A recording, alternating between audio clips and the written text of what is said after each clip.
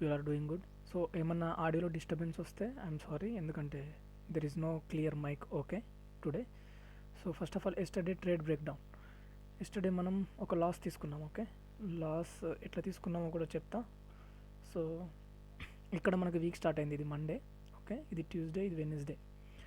So actually ఇది మన CRT. Okay, candle range.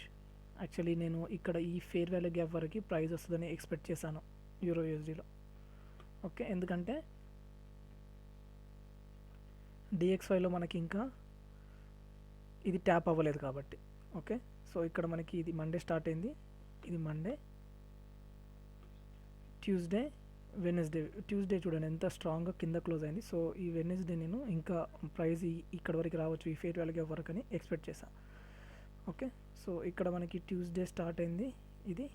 Okay, ఇది సో ట్యూస్డే ఇక్కడ స్టార్ట్ అయింది, ప్రైస్ డైరెక్ట్ కిందికి వెళ్ళింది. సో ఇది బిగ్గెస్ట్ మిస్టేక్. ఎందుకంటే మనం ఏం చెప్పుకున్నాం, ప్రైస్ ఎప్పుడైనా ఓపెన్, హై, లో, క్లోజ్ ఇలా ఉంటే మనకి మంచి ట్రేడ్స్ ఎక్కువ దొరుకుతాయి. కాకపోతే నిన్న చూడండి, ఇక్కడ ఏషియా ఇక్కడ ఫస్ట్ 2 క్యాండిల్స్ ఇక్కడ ఓపెన్ అయినాయి, థర్డ్ క్యాండిల్ కిందికి వచ్చి మళ్ళీ న్యూయార్క్ సెషన్లో మనకి పైకి వెళ్ళింది. కానీ మనం ఎక్కడ ట్రేడ్ తీసుకున్నాం?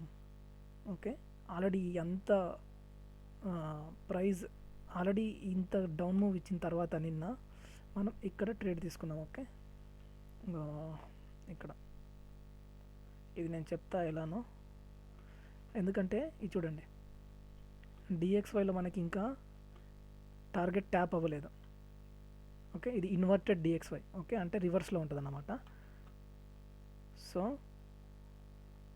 ఇక్కడ చూడండి, నేను డిఎక్స్వైలో ప్రైస్ ఇక్కడ వరకు మనకి ప్రైస్ వస్తుందేమో అని నేను వెయిట్ చేశాను. ఓకే, సో ఇది బిగ్గెస్ట్ మిస్టేక్. ప్లస్ నేను క్యాండిల్ ఎట్లా ఫామ్ అవుతుంది అనేది నేను అబ్జర్వ్ చేయలేదు. ఓకే, సో అది ఇంకో mistake.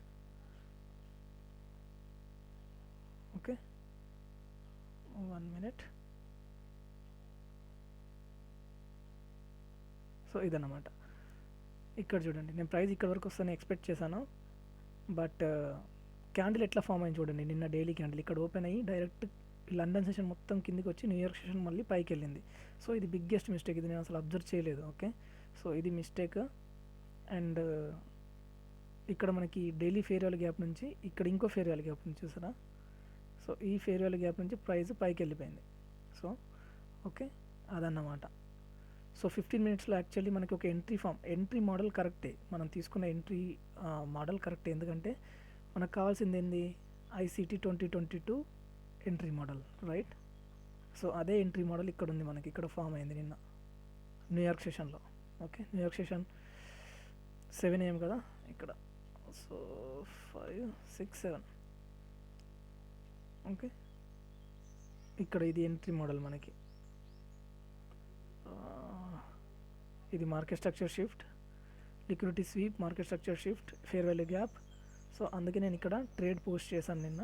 But unfortunately hire time frame ఎట్లా ఫామ్ అవుతుంది అనేది నేను అబ్జర్వ్ చేయలేదు, direct trade తీసేసుకున్నా.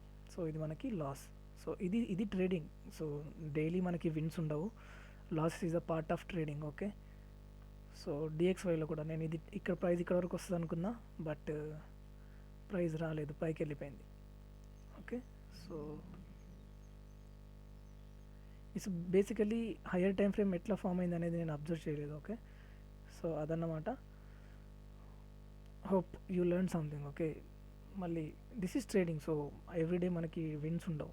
Okay, there are losses, there are wins. It's all depends on risk management. Okay, so మీరు ఎట్లా రిస్క్ మోడల్ మీద ఎలా ఉంది, ఎంత పర్సెంట్ రిస్క్ తీసుకుంటున్నారు, మీరు క్యాపిటల్ ఎట్లా ప్రిజర్వ్ చేస్తున్నారు, ఓకే, దాని మీద డిపెండ్ అయి ఉంటుంది. సో అదన్నమాట. Hope you learn something. Okay, so important ఏంటి, మనకి డైలీ క్యాండిల్ ఎట్లా ఫామ్ అవుతుంది అనేది ఇంపార్టెంట్. సో నిన్న ఇంత ఏషియా సెషన్లో, లండన్ సెషన్లో ఇంత లాంగ్ డౌన్ మూవ్ వచ్చిన తర్వాత మళ్ళీ డౌన్ మూవ్ ఎక్స్పెక్ట్ చేయడం అంత కరెక్ట్ కాదు. బట్ నేను డిఎక్స్వై చూసి నేను ఎక్స్పెక్ట్ చేసా, బట్ ప్రైస్ మనకి అపోజిట్లో వెళ్ళిపోయింది. ఓకే, సో నిన్న లాస్ మనకి. That's it. Hope you like.